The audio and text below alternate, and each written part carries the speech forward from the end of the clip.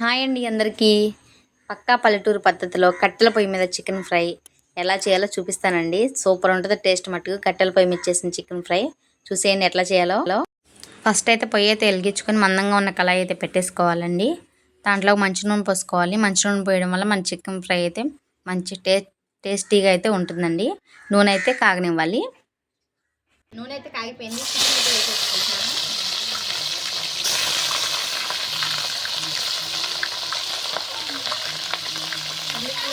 చికెన్ని మధ్య మధ్యలో కలుపుకుంటూ అయితే వేయించుకోవాలండి. చికెన్లో ఉన్న వాటర్ అంతా ఇంకిపోవాలి, ఆయిల్ పైకి తేలాలి.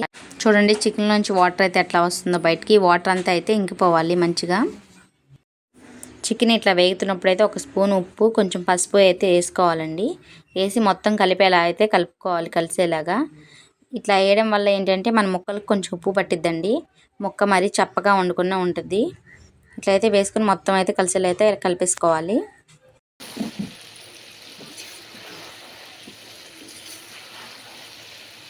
ఇప్పుడు ఈ చికెన్లోకి పచ్చిమిర్చి, ఉల్లిపాయలు, కరివేపాకు ఈ 3 వేసుకొని ఒక్కసారి వేయించుకోవాలండి. మన గ్రేవీలా వస్తుంది ఆనియన్ ఇట్లా వేయడం వల్ల. టేస్ట్ అయితే బాగుంటుంది.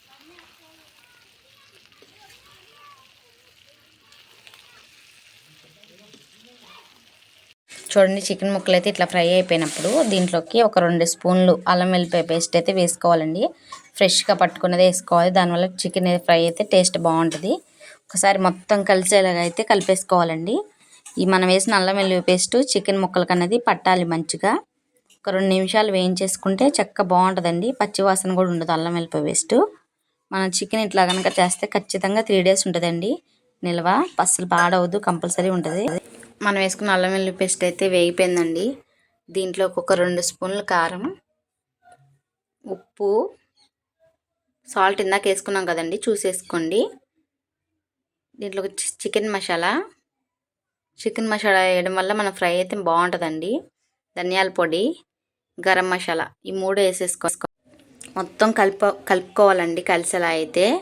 దీన్ని ఒక్క 2 నిమిషాల పాటు వేయించుకోవాలి. ఎందుకంటే కారం వేసాం కదా, కారం వాసన రాకుండా ఉంటుంది. అయితే కారం వాసన వస్తుందండి. 2 నిమిషాలు అయితే మంచిగా వేయించేసుకుందాం. చూడండి ఎంత బాగుందో చూడడానికే, చూస్తుంటేనే తినేయాలనిపిస్తుంది. చాలా బాగుంటుందండి కట్టెల పొయ్యి మీద చికెన్. ఒక్కసారి ట్రై చేయండి నిజంగా.